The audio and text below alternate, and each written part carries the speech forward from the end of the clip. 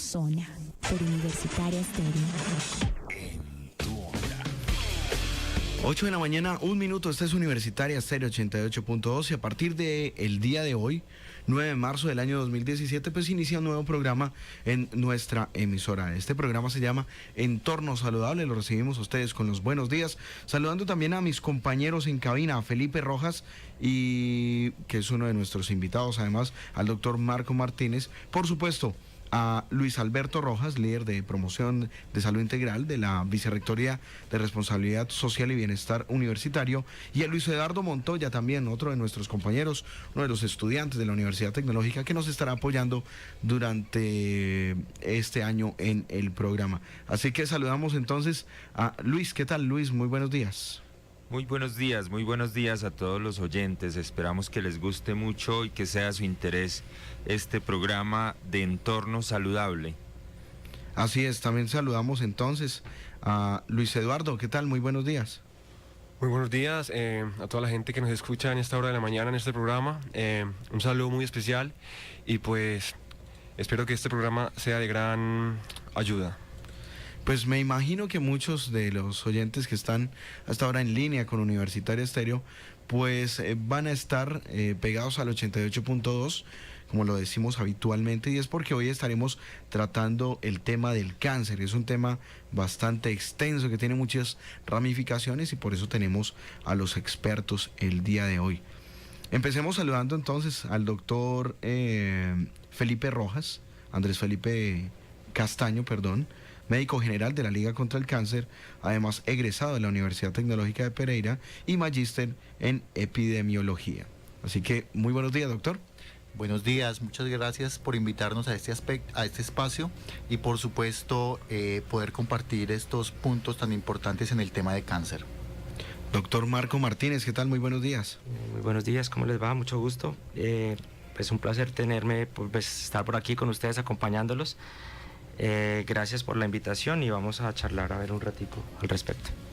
Bueno, ¿qué tal si hacemos como una contextualización de qué es el cáncer para nuestros oyentes?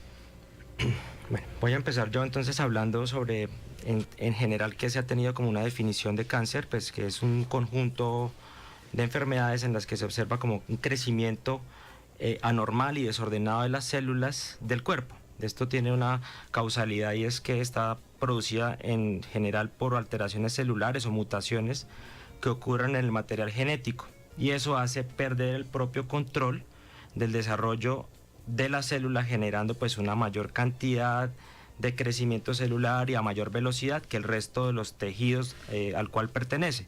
Esas células lógicamente ya digamos no cumplen unas funciones específicas para las que han sido creadas. Aparte de esto, pues este crecimiento exagerado de células llega a formar pues un tejido casi afuncional y forma tumores. En este caso hay tumores malignos, digamos que son los que mayor alteración producen, tienen unas características específicas que crecen de manera infiltrativa, invaden los tejidos adyacentes a los cuales crecen, invaden el sistema linfático también o los vasos sanguíneos, y en general pueden producir metástasis, que son las que son diseminaciones de las células del tumor a diferentes sitios en distancia en el cuerpo humano. Eso es más o menos lo que se tiene pues en general como definición de cáncer a nivel biológico. O sea que es el mismo cuerpo que se ataca a sí mismo, porque las personas pensarían que es como un factor externo. Pues más que eso, se trata, digamos, es algo multifactorial. El cáncer no se produce por una sola causa. Básicamente hay diferentes causas, se clasifican en dos categorías, las causas internas y las causas externas. En cuanto a las causas internas, digamos, la predisposición genética es la principal. Es como, digamos, en ciertas familias se hereda un gen anormal que causa mutaciones en el transcurso pues, de la vida. Y las causas externas son pues, la exposición a agentes químicos, sustancias biológicas o factores de riesgo específicos como la dieta, el consumo de cigarrillo, las infecciones por algunos agentes bacterianos como el Helicobacter pylori, el virus del papiloma humano, la radiación solar, el alcohol, bueno, etcétera. Entonces tiene un carácter multifactorial, básicamente. Doctor Martínez, cuéntenos qué tipos de cáncer existen. Bueno, en cuanto a los cánceres, entonces pueden existir cánceres de todo tipo en diferentes tipos de tejidos en el organismo. O sea, donde hayan células en el organismo podría generar mutaciones y alterarse y formar cánceres. Pues se dice que hay más de 100 tipos de cánceres, entre ellos los principales: el cáncer de colon, cáncer de estómago, cuello uterino, cáncer de pulmón, las leucemias, los linfomas, cáncer de páncreas, de próstata, etcétera. Digamos, en su experiencia clínica, ¿qué es lo que más se ve llegar a los hospitales, a las clínicas, en nuestro contexto de Pereira? Bueno, nosotros en Colombia tenemos una alta incidencia de cáncer de estómago. El cáncer de pulmón ha venido como en aumento. Hemos visto, pues, debido pues, a la cantidad de fumadores y el tabaquismo pesado en pacientes, entonces hemos visto que ha crecido un poco la cantidad, pues, de la prevalencia de cáncer de pulmón y cáncer de vejiga, que también están asociados un poco al tabaquismo, y el cáncer de cuello uterino, que es una de las cosas que uno más observa en la consulta diariamente. Así es, son las 8:07, ustedes están escuchando Entorno Saludable. Ahora, doctor Felipe Castaño, ¿qué programas de atención y prevención pues se adelantan allí en la Liga contra el Cáncer de Risaralda? La Liga es una institución de más de 40 años. Actualmente está diseñada la ruta integral de atención en cáncer y atendemos los principales tipos de cáncer. Entre ellos está el tipo de cáncer para mama, cérvix, próstata, piel, sangre, los hematológicos y, por supuesto, el sistema digestivo. Estas líneas de trabajo facilitan el proceso de atención para los pacientes con un único objetivo, que es ganar tiempo en el proceso diagnóstico para que en la etapa de tratamiento se pueda hacer el tratamiento de manera oportuna y más segura para el paciente. Es así que la Liga tiene unos convenios directos con algunas entidades entidades promotoras de salud, algunas EPS, y el objetivo es que cuando hay sospecha clínica de cáncer, el paciente pueda acceder a la Liga, se pueda hacer el diagnóstico histológico, porque realmente hay una presunción a través de las imágenes, una presunción a través de los laboratorios, pero quien nos confirma si existe o no existe cáncer en un tejido es la biopsia, la muestra de tejido. Entonces, una vez realizada la biopsia, rápidamente se identifica de esas biopsias cuáles son las positivas y de una manera interna la institución, a través del programa de enlace con la enfermera de cáncer, logra con las entidades hacer los trámites necesarios para que la persona se pueda hacer los estudios complementarios de extensión y pueda acceder a los oncólogos, al oncólogo respectivo, porque hay que comprender también que hay diferentes escenarios para la atención de cáncer. Por supuesto, en próstata es el urólogo oncólogo, por supuesto en mama es la cirujana mastóloga, por supuesto en gástrico es el cirujano oncólogo o el cirujano con experiencia en cáncer. En el tema de colon y recto es el coloproctólogo, es decir, hay diferentes profesionales, diferentes disciplinas que intervienen en esa atención del cáncer. De esta manera la Liga ha podido disminuir el tiempo en el proceso diagnóstico, que es la fase más crítica, porque habitualmente lo que termina ocurriendo es que se identifica el síntoma, la paciente o el paciente accede al servicio de salud, en el servicio de salud básico es evaluado, se le solicitan unos estudios básicos, con esos estudios básicos se comienza la presunción diagnóstica, pero después el paciente requiere otros estudios más avanzados.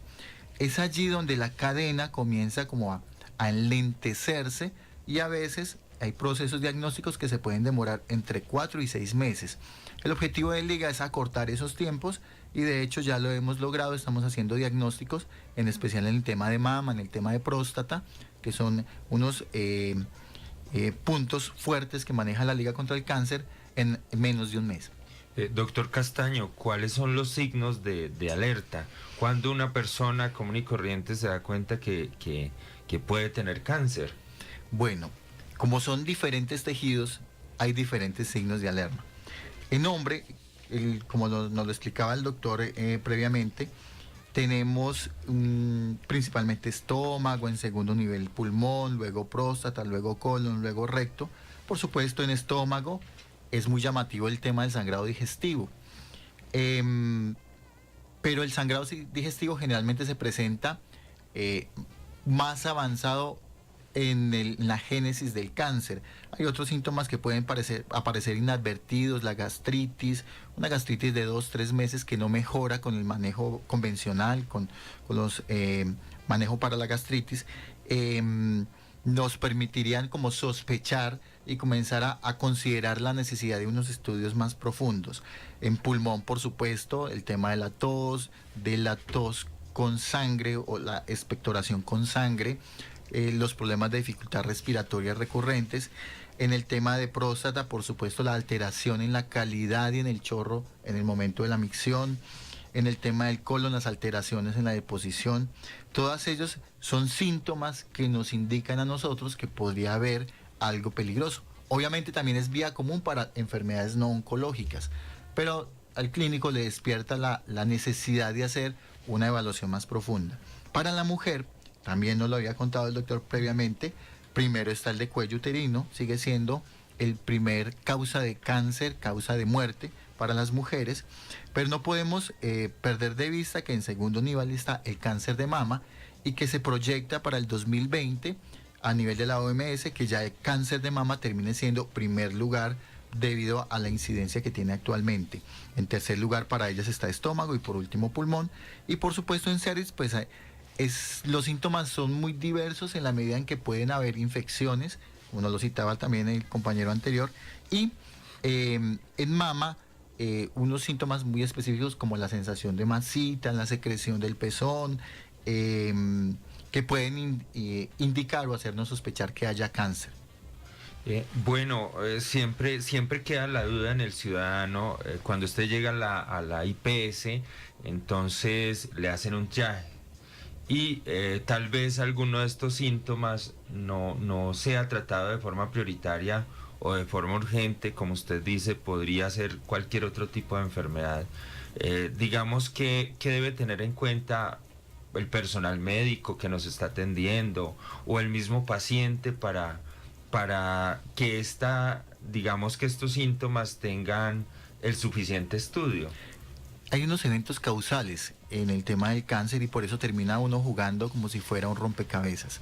Hay unos factores muy importantes, entre ellos está el tabaquismo, entre ellos está la obesidad, entre ellos también está el sedentarismo, o sea, la falta de actividad física continua, y hay unos hábitos alimenticios que nos permiten aumentar ese riesgo para cáncer. De esos elementos acompañados de factores genéticos, y por eso es tan importante en la consulta preguntar sobre los antecedentes de cáncer en la familia, nos permiten ir armando en esas piecitas el rompecabezas y ver más claramente respecto a la sospecha de algo maligno en una persona. Así es, estamos en Entorno Saludable, son las 8:15 de la mañana. En Risaralda, ¿cuál es el factor cancerígeno más común o por lo que más consultan los pacientes? Bueno, los registros que tenemos de Risaralda habla de más o menos unos 1.900 casos al año. De ellos, unos 900 muertes al año. Es decir, hay una incidencia importante, pero también hay una mortalidad alta. Los factores principales en hombres siguen siendo estómago y pulmón, y en mujeres cervix y mama. Así es. Y básicamente también es falta de conocimiento de muchos pacientes. Todo esto que sucede, cuáles son las alertas que da nuestro cuerpo sobre el cáncer. ¿Todavía se ve mucha falta de educación y cultura alrededor del tema o ha venido aumentando? La verdad es que sí.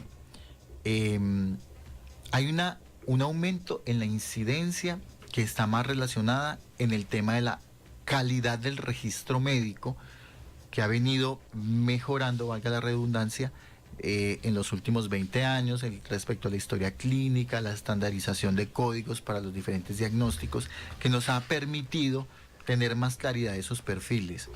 Pero también hay un tema muy importante que es la falta de información, y precisamente la Organización Mundial de la Salud nos hacía ese énfasis el mes pasado, que fue el mes de la prevención del cáncer en general, respecto a la necesidad de llegar a la población y poder mostrar esos signos de alarma para que puedan ser reconocidos.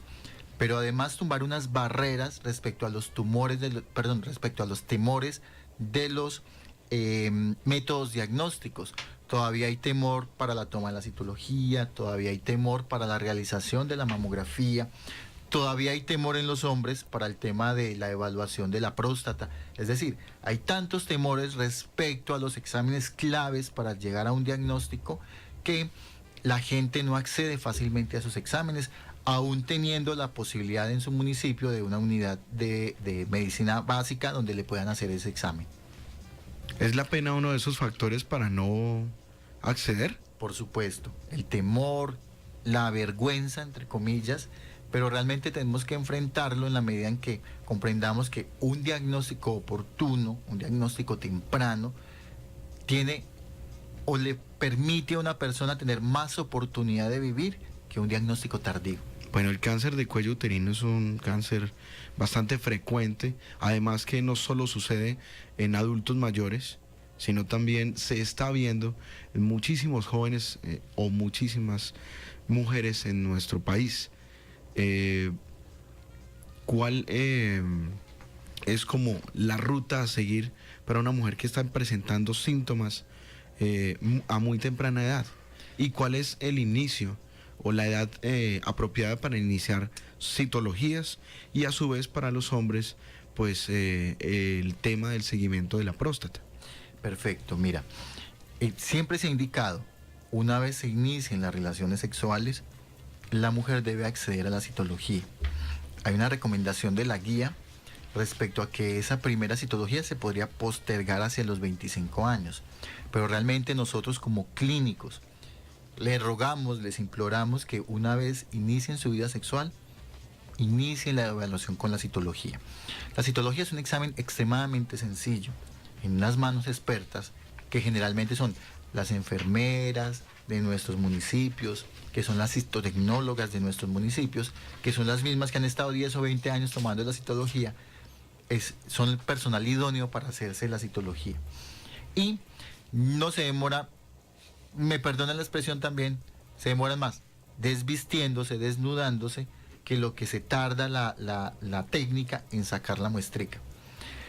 Se lee por un citotecnólogo también, les valga la redundancia, también en Liga contra el Cáncer nosotros les hacemos la lectura de citología a la mayoría de los municipios del eje cafetero, de Risaralda, y nosotros, el laboratorio está completamente certificado. La intención es, por supuesto, que a través de la citología ellas se puedan identificar esos, además de los signos clínicos que tienen, esos riesgos para cáncer. Invitamos... Siga, doctor. Es muy importante aquí hacer un énfasis en el virus del papiloma humano, porque es uno de los agentes causales relacionados con el cáncer de cuello uterino. Del virus del papiloma humano hay más o menos unos 150 tipos o serotipos diferentes.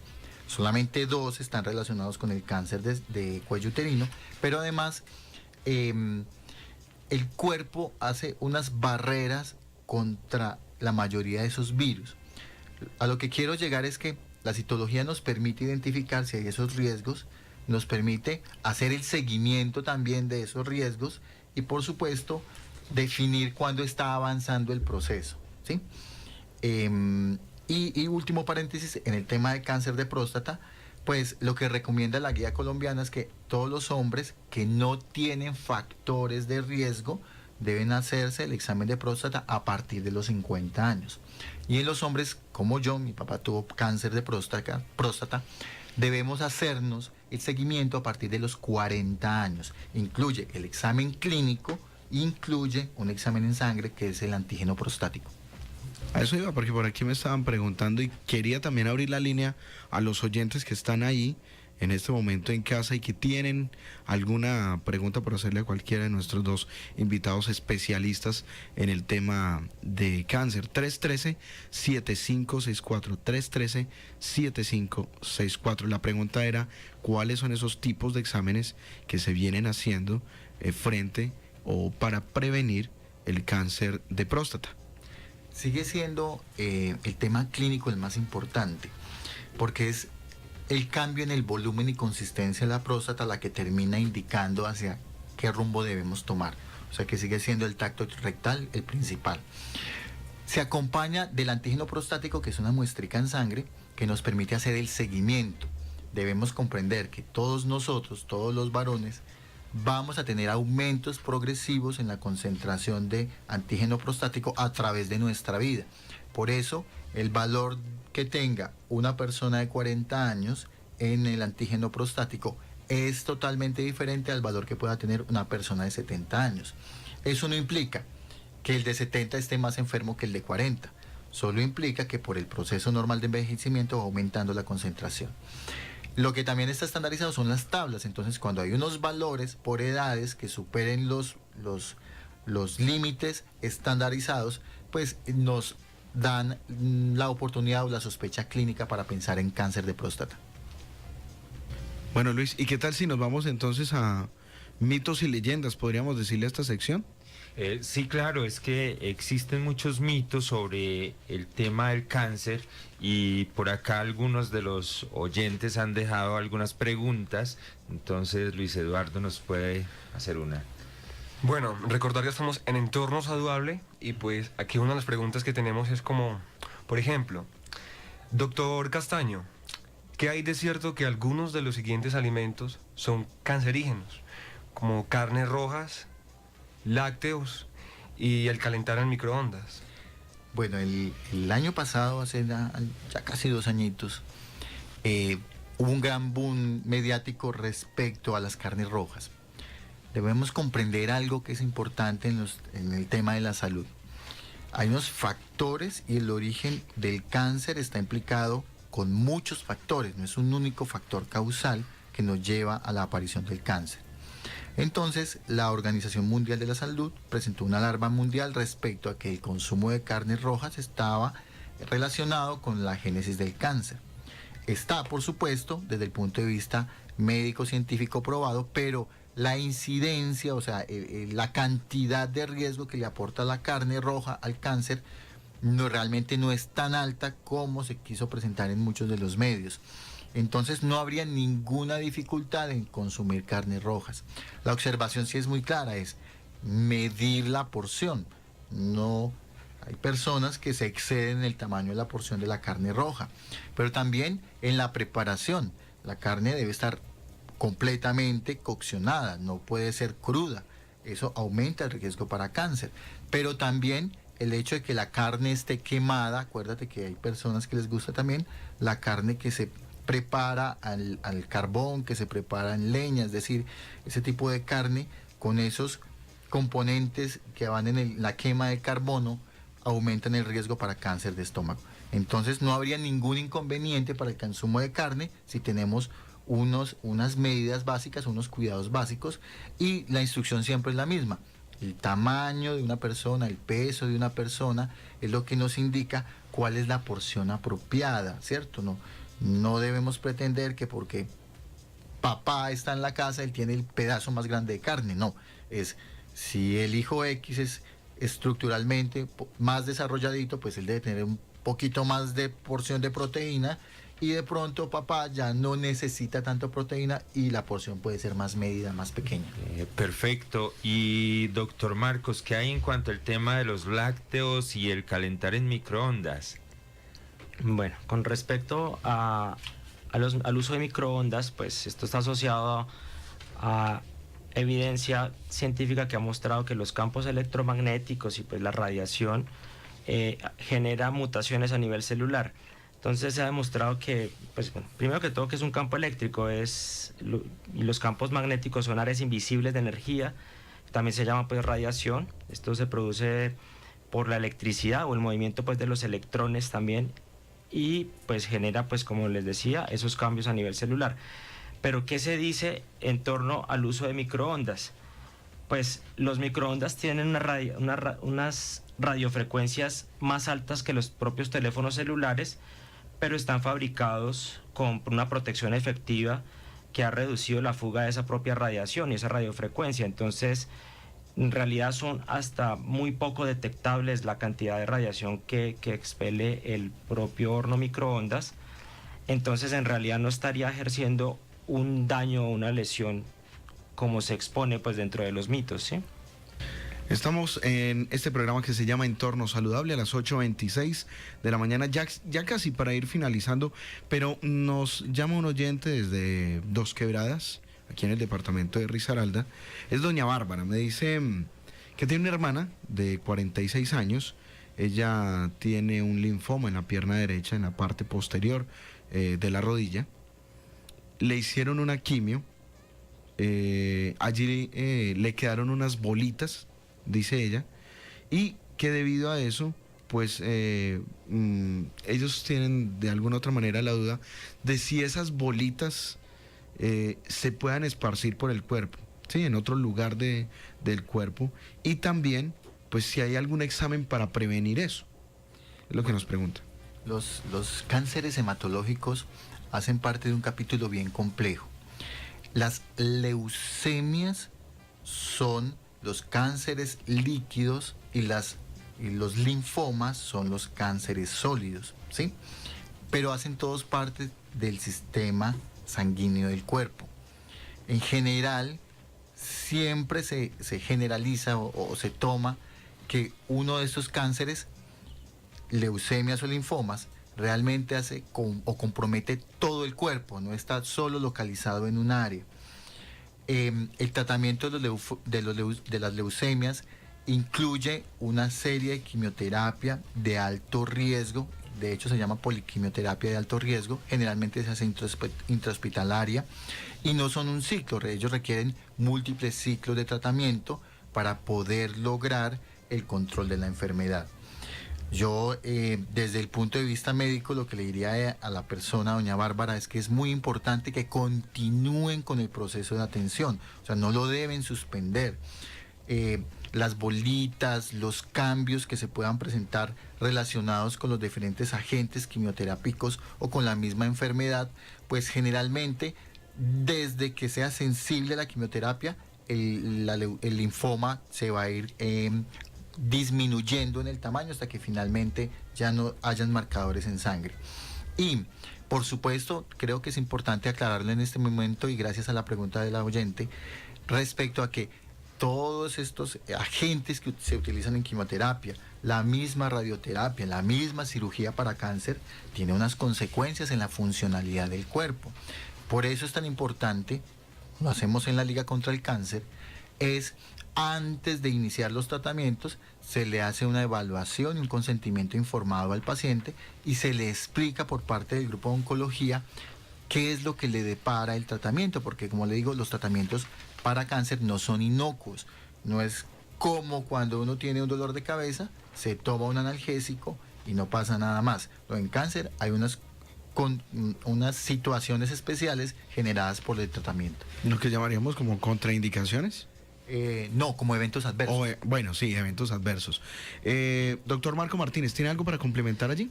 Sí, pues básicamente las recomendaciones que tenemos en cuanto a los hábitos y estilos de vida, pues para prevenir el cáncer, tenemos que tener una adopción y estilos de vida sanos que mejoran nuestro estado de salud, ¿no? Si el que fume, pues evite fumar, porque la presencia pues de ese agente tóxico en el organismo podría generar problemas. Si bebe alcohol, pues modere su consumo. Aumente el consumo diario pues, de verduras, de frutas frescas, limite el consumo de alimentos salados, encurtidos, ahumados, quemados, como el doctor explicaba, realice ejercicio físico. La recomendación de la Organización Mundial de la Salud son 150 minutos semanales, entonces es pertinente. Evite la exposición solar prolongada y beba de 1 a 1.5 litros de agua al día. Con respecto a las mujeres, pues realizarse la citología, a los hombres examinar periódicamente los testículos y pues asistir a la consulta urológica para valorar su riesgo de cáncer de próstata. Muy bien, y como complemento a esas recomendaciones a las estudiantes de la universidad, decirles que se pueden hacer la citología, se pueden acercar a la enfermería donde la médico le hace la toma de citología. Tenemos un convenio con la Liga contra el Cáncer y hacemos todo el tiempo esta actividad de promoción y prevención en horas de la tarde. Y agradecerle al doctor Castaño, a la Liga contra el Cáncer, al doctor Marco Martínez, a Luis Eduardo, a la emisora universitaria Estéreo por este espacio que creo que va a ser de mucho interés. Para la próxima semana estaremos en un especial de la mujer y en 15 días tendremos específicamente el tema de cáncer de mama y cáncer de cervix, para culminar así el mes de prevención del cáncer. Así que se preparan ustedes entonces para estos temas y para participar en ellos todos los jueves desde las 8 de la mañana en este programa que se llama Entorno Saludable. Una feliz mañana para los doctores. Muchas gracias. Bueno, también para los oyentes que están ahí en línea, como doña Bárbara, que nos felicitaba por el programa. Me decía que hace rato escucha Universitaria Estéreo, pero nunca había escuchado un programa de este tipo. Entonces a ella, muchas gracias que está allí. A Luis Eduardo, por supuesto, y a nuestro compañero por hacer parte de este programa. Nos escuchamos entonces en 8 días, ¿no? Perfecto, en 8 días estaremos con un especial Día de la Mujer. Así es. Feliz mañana para todos. Feliz mañana. Muchas gracias.